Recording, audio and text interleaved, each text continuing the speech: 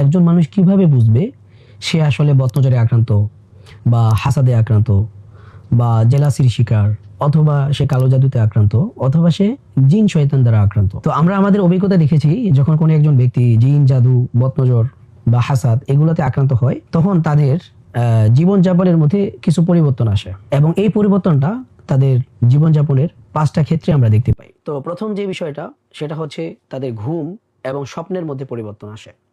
অর্থাৎ একজন ব্যক্তি যখন এই ধরনের প্যারানরমাল বিষয়গুলোতে আক্রান্ত হয় তথা জিন জাদু বদনজর হাসাদ, তখন তার ঘুমের মধ্যে প্রবলেম হয়।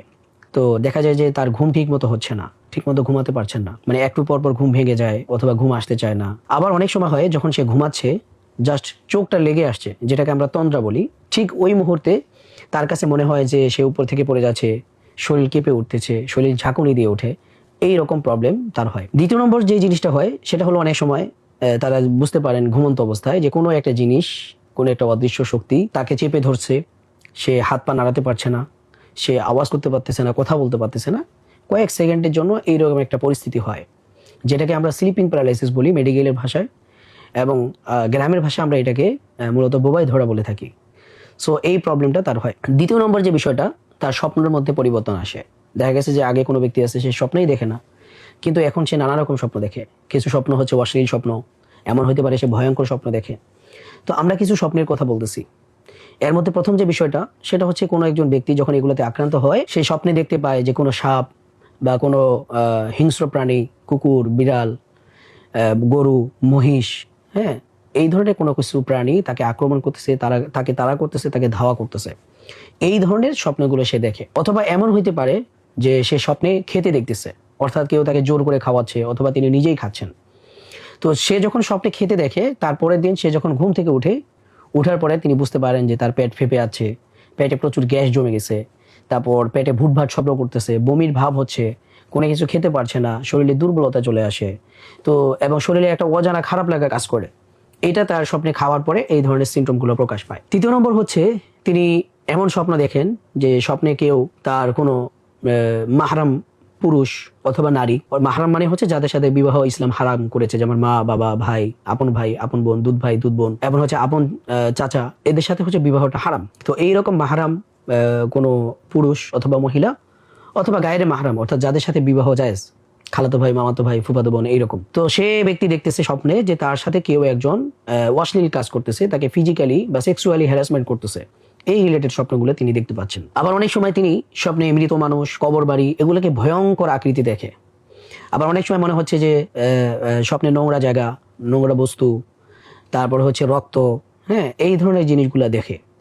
আবার অনেকে হয় যে সে স্বপ্নে এমন একটা কাজ করতেছে যে সে মনে করেন পরীক্ষা দিতে যাচ্ছে, কিন্তু স্বপ্নে সে পরীক্ষা দিতে যাইতে পারতেছে না, গাড়ি পাচ্ছে না, অথবা সে কোনো একটা কাজে যাচ্ছে, তার কোনো কিছু হারাই গেছে, খুঁজে পাচ্ছে না। তো এইরকম নানা রকম ভীতিকর স্বপ্ন দেখে থাকেন। তো এই ধরনের স্বপ্ন এবং ঘুমের প্রবলেমগুলো যদি কারোর মধ্যে দেখা দেয় এবং এগুলো যদি বারবার হতে থাকে, তাহলে বুঝতে হবে যে এই ব্যক্তি ব্ল্যাক ম্যাজিক, বদনজর, হাসাদ অথবা জিন শয়তান দ্বারা আক্রান্ত। তো এটা গেল আমাদের তাদের জীবনযাপনের প্রথম একটা ক্ষেত্র, সেটা হচ্ছে ঘুম এবং হচ্ছে স্বপ্ন। দ্বিতীয় যে ক্ষেত্রটাতে তারা প্রবলেম ফেস করতে পারেন সেটা হচ্ছে তাদের শারীরিক যে সুস্থতার ক্ষেত্রে তারা বিভিন্ন পরিবর্তন দেখতে পান। এর মধ্যে প্রথম যে বিষয়টা, যেটা আমরা শুরু থেকেই বলে আসতেছি, যে এমন কোনো রোগ হওয়া যেটার কোনো মেডিকেল ব্যাখ্যা নেই, অর্থাৎ পরীক্ষা করতেছে, টেস্ট করতেছে, কিন্তু সব রিপোর্ট নর্মাল, কোনো রোগ ধরা পড়ে না। দ্বিতীয় নম্বর, রোগ ধরা পড়তেছে কিন্তু চিকিৎসা কাজ করতেছে না, ওষুধ কাজ করতেছে না। তৃতীয় নম্বর হচ্ছে এমন একটা রোগ হচ্ছে যে রোগের আসলে কোনো মানে ওই ব্যক্তির সাথে এই রোগটা আসলে মানানসই নয়। যেমন কোনো একজন ব্যক্তি সে কোনো অনৈতিক সম্পর্ক, যেমন সে হচ্ছে যে পতিতালয়ে যায় না, কিন্তু তার এমন একটা যৌন রোগ হয়েছে যেটা আসলে তার সাথে সম্ভব না।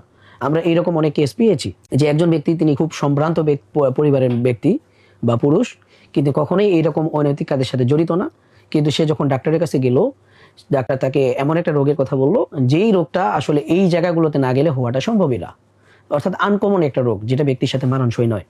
এইরকম রোগগুলো ব্যক্তির মধ্যে দেখা দেয়। এরপরে হচ্ছে একের পরে এক অসুস্থতা লেগে থাকে, একটা ভালো হলো আর একটা শুরু হয়ে গেল, অর্থাৎ অসুস্থতার একটা চেইন, একটা সাইকেল চলতেই আছে, এটা আর শেষ নাই। এরপরে দেখা যাচ্ছে কোনো কারণ ছাড়াই আপনার মাথা ব্যথা করে, অস্থির লাগে, শরীরে জ্বালাপোড়া করে, রাত্রে বিশেষ করে রাতের বেলা শরীরে জ্বর জ্বর ভাব থাকে, এইরকম প্রবলেমগুলো দেখা দিতে পারে। তৃতীয় যে ক্ষেত্রটা আমরা বলবো তাদের দৈনন্দিন জীবনযাপনের ক্ষেত্রে, সেটা হচ্ছে তাদের ইবাদত, অর্থাৎ এই বদনজর, হাসাদ বা জিন জাদু এগুলোতে আক্রান্ত হওয়ার পরে মানুষের এবাদত কেন্দ্রিক সমস্যা তৈরি হয়। যেমন সে আগে খুব ভালো নামাজ পড়তো, কিন্তু এখন নামাজ পড়তে ভালোই লাগে না, অনীহা কাজ করে। বা নামাজে গেলেই দেখা যাচ্ছে যে নিঃশ্বাস বন্ধ হয়ে আসছে, সিজদা দিতে গেলে নিঃশ্বাস বন্ধ হয়ে আসতেছে, দম বন্ধ হয়ে আসতেছে, অনেকে দাঁড়ায় থাকতে পারে না, সেন্সলেস হয়ে পড়ে যায়। আবার অনেক হচ্ছে প্রচুর পরিমাণ ভুলে যায়, রাকাত সংখ্যা ভুলে যাওয়া, কেরাত ভুলে যাওয়া বা কেরাতের মধ্যে পেঁচ লাগা। তিনি দেখতেছেন যে তিনি আসলে সঠিকভাবে পড়তে জানেন, কিন্তু সে পড়া শুরু করলেই মনে হচ্ছে কোরআন ভুল পড়তেছে। এইরকম প্রবলেমগুলো হয়। এরপরে রিলিজিয়াস ওসিডি হইতে পারে, যেমন আল্লাহ আছে কিনা এটা নিয়ে সংশয় তৈরি হওয়া। তারপর হচ্ছে রাসূল সাল্লাল্লাহু আলাইহি সাল্লামকে নিয়ে বাজে চিন্তা আসে, অশ্লীল চিন্তা আসে, খারাপ চিন্তা আসে, আল্লাহকে নিয়ে গালাগালি আসে। তারপর হচ্ছে সূচিবায়ু হয়, যেমন সে এক অঙ্গ উজু করতে গেলে বারবার ধুইতেছে, গোসল করতে গেলে বারবার ধুইতেছে।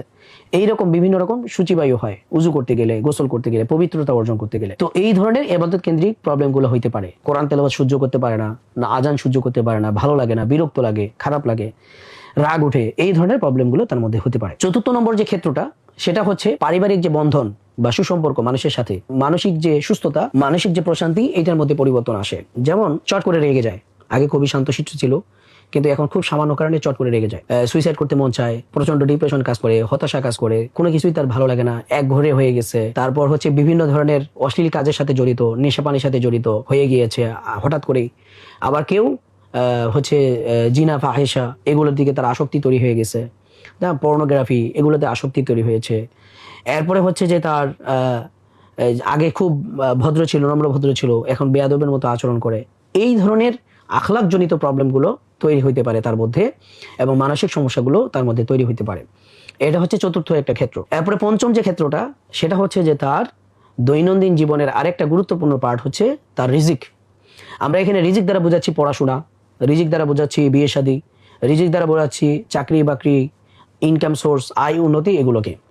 তো যখন কোনো একজন ব্যক্তি বদনজরে আক্রান্ত হয়, হাসাদে আক্রান্ত হয়, বা জেলাসির শিকার হয়, বা জিন জাতুতে আক্রান্ত হয়, তখন তার এই ক্ষেত্রটার মধ্যে পরিবর্তন আসে।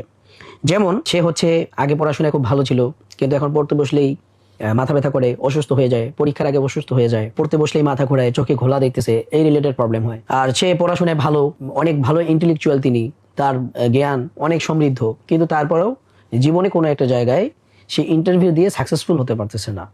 অর্থাৎ এমন হয় অনেক সময় যে সে যেদিন ইন্টারভিউ দিবে কোনো কারণে সেটা বাতিল হয়ে যাচ্ছে, অথবা সে নিজে অসুস্থ হয়ে যাচ্ছে, ওই জায়গা পর্যন্ত পৌঁছাইতে পারতেছে না। আবার পৌঁছাইতে পারলেও দেখা যাচ্ছে ইন্টারভিউ দিতে গিয়ে প্রচন্ড লেভেলে নার্ভাস হয়ে যাচ্ছে, যেগুলা কমন প্রশ্ন সেগুলো তিনি বলতে পারতেছেন না। একটা যে স্বাগতম জানাতে হয় বা সহজ একটা কথা যে উপস্থাপন করতে হয়, সেটাও তিনি পারতেছেন না। এই রকম প্রবলেমগুলো হয়। এরপরে হচ্ছে তিনি ব্যবসা বাণিজ্যের যে স্ট্র্যাটেজি, এই সবগুলো জিনিস সে ভালো মতো মেনটেন করতেছে, কিন্তু তারপরেও সে বিজনেসে সফল কাম হচ্ছে না, একের পর এক বাধা তৈরি হচ্ছে। যখনই কোনো একটা চুক্তি হয়, কোনো একটা ডিল হয়, কোনো কারণ ছাড়াই সেটা বাতিল হয়ে যাচ্ছে। এরপরে হচ্ছে কাজের যে মোটিভেশন, এটাকে সে ধরে রাখতে পারে না। একটা কাজ শুরু করলো, কিছুদিন পর, 2 দিন পর আর ভালো লাগে না, সেটা নিয়ে আগাইতে পারে না। এই রকম পদে পদে নানা রকম বাধা বিপত্তি চলে আসে। তারপরে হচ্ছে আগে তিনি খুব ভালো একটা বিজনেস করতেন, কিন্তু এখন বিজনেস কোনোভাবেই মানে এটার মধ্যে তিনি সফলতা পাচ্ছেন না, বরং দিন দিন ধস নামতেছে। হঠাৎ করেই তার একটা মানে ধ্বংস শুরু হয়ে গেছে। এইরকম নানা রকম প্রবলেম তৈরি হয়। আর একটা গুরুত্বপূর্ণ বিষয় হলো বিয়ে শাদী। আমরা বলছিলাম যে এই রিজিকের মধ্যে বিয়ে শাদী। তো দেখা গেল যে একটা মেয়ে বা একটা ছেলে দেখতে সুন্দর, সব দিক থেকে পারফেক্ট, কিন্তু কোনো কারণ ছাড়াই এমনও মেয়ে রয়েছে যে তার জীবনে মানে 30 বছর বয়স একটা মেয়ের বা একটা ছেলের, কিন্তু জীবনের কোনো এখন পর্যন্ত কোনো একদিন তার জন্য বিয়ের প্রপোজাল আসে নাই, যেটা একেবারে অস্বাভাবিক। এইরকম কেস আমরা পেয়েছি। এরপরে দেখতে সুন্দর, পারিবারিক স্ট্যাটাস ভালো, সব দিক দিয়ে ওকে, কিন্তু কোনো কারণ ছাড়াই বারবার বিয়ে ভেঙে যাচ্ছে। বা মেয়ে বা ছেলে বিয়ের কথা সহ্যই করতে পারে না, বিয়ের কথা শুনলেই রাগ ওঠে, বিয়ের কথা শুনলেই অস্থির লাগে, খারাপ লাগে, যারাই বিয়ের কথা বলে তাদেরকে মেরে ফেলতে মন চায়, এইরকম সমস্যা হয়। এরপরে হচ্ছে কেউ বিয়ের জন্য দেখতে আসলো, তো আসার পরে দেখে গেলে খুব ভালো, মনে হচ্ছে যে এখনই মনে হয় তুলে নিয়ে যাবে, কিন্তু দেখে যাওয়ার পরে যখন তারা চলে যায়, কিন্তু এরপরে আর কোনো যোগাযোগ করে না, হ্যাঁ, আর কোনো ধরনের মানে ফিডব্যাক জানায় না। এরপরে দেখা গেল যে কোনো কারণ ছাড়াই মেয়ে সুন্দর, কিন্তু তারপরেও ছেলে পক্ষের কাছে মনে হচ্ছে যে মেয়ে সুন্দর না, বা ছেলে সুন্দর কিন্তু মেয়ের পক্ষের কাছে মনে হচ্ছে ছেলে আসলে সুন্দর না। এই ধরনের মানে কিছু অস্বাভাবিক সিমটম আমরা দেখতে পাই।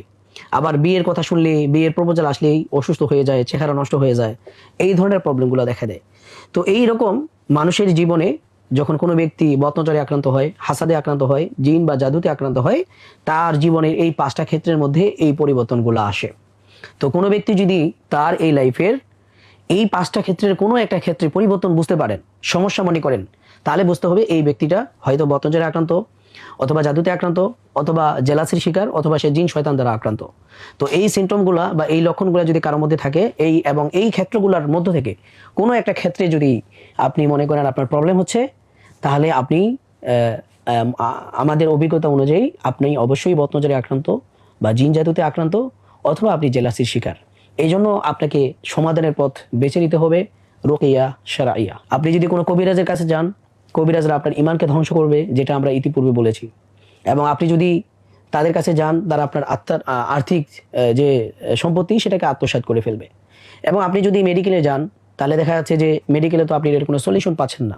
তাহলে এটার আসলে সমাধান কি? এটার সমাধান ইসলাম আমাদেরকে দিয়েছে, আর সেটার নাম হচ্ছে রুকিয়াতুশ শারঈয়া। অর্থাৎ রাসূল সাল্লাল্লাহু আলাইহি ওয়াসাল্লাম নিজে রুকিয়া করতেন, সাহাবা কেরাম রুকিয়া করছেন, এবং রাসূল সাল্লাল্লাহু আলাইহি ওয়াসাল্লাম আমাদেরকে রুকিয়া করার জন্য আদেশ দিয়েছেন। সুতরাং রুকিয়াটা হচ্ছে সুন্নাহ।